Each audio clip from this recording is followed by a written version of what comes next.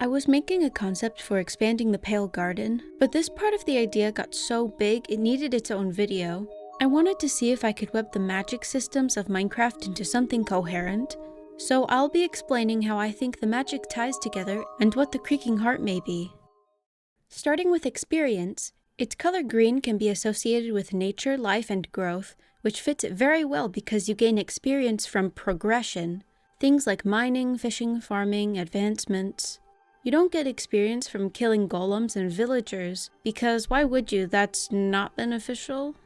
The main purpose of experience is for enchanting. It's a mostly permanent effect given to a tool or piece of gear that gives unique buffs. You also get XP back from using the grindstone to remove enchantments.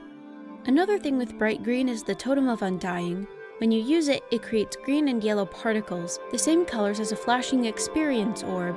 But it gives you status effects that would normally be obtained from potions. That I'll be covering next. In Soul Energy, if you've watched any Minecraft lore video, you've seen this reference used to the end and back, but I'll give a brief rundown anyway. Normally blue is reliable and calm, but in this context it's eerie and untrustworthy.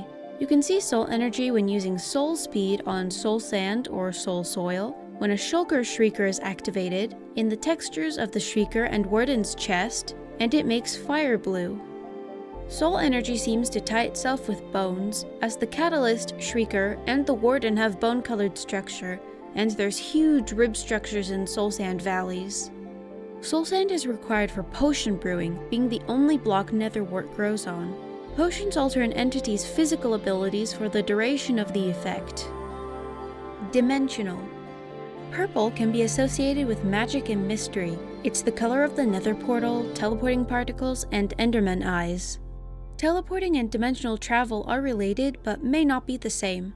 Shulkers and players that eat chorus fruit teleport without particles, so that would mean things that emit particles probably have the ability to go between dimensions. It looks like Crying Obsidian is imbued with the portal energy, and that's why you can use it to make a respawn anchor. The portal to the end is different though. You can have an end portal activate in the nether and spawn back in if you set your spawn point with a respawn anchor, but you can't have a nether portal in the end or set your spawn point there. So, in a way, you can access the end from any dimension, but can only return to spawn when leaving the end. So, I want to suggest that the end isn't a dimension, but the void surrounding the dimensions. This would make it that an Ender Pearl has the ability to take the user to other dimensions, but a modified Ender Pearl, the Eye of Ender, is attracted to the rift point to the void. And the latest addition. The Pale Garden has only been released recently, so this segment will mostly be speculation. Orange can be adventure and energy, but in this context it's warning and caution. This modified dark oak forest looks like it's sick. It seems like the forest's life was drained. However, there are no mushrooms in the Pale Garden. That could mean nothing is dying. Plus, the Pale Oak has its own sapling, so this wood type isn't finite and is still alive. I think the Creaking Heart might not be the central intelligence, but a collaborative effort to keep the garden safe. Trees can and do communicate and share resources with each other using a fungal network. The heart could be the store and outlet for the gathered energy to create an animated puppet, possibly at the cost of keeping the garden in some sort of stasis. The craftable golems require a carved pumpkin to become animated. It may be because of the face, but it could also be the plant ingredient as well.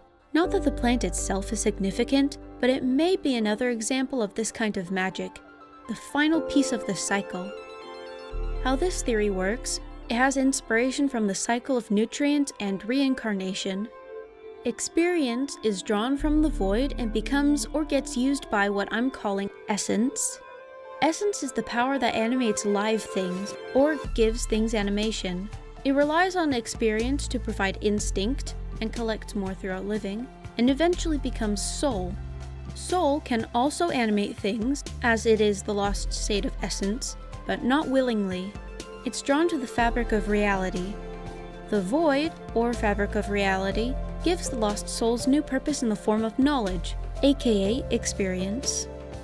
Experience would be nutrients, essence would be the producers and consumers, soul would be dead organic matter, and the void would be the decomposer.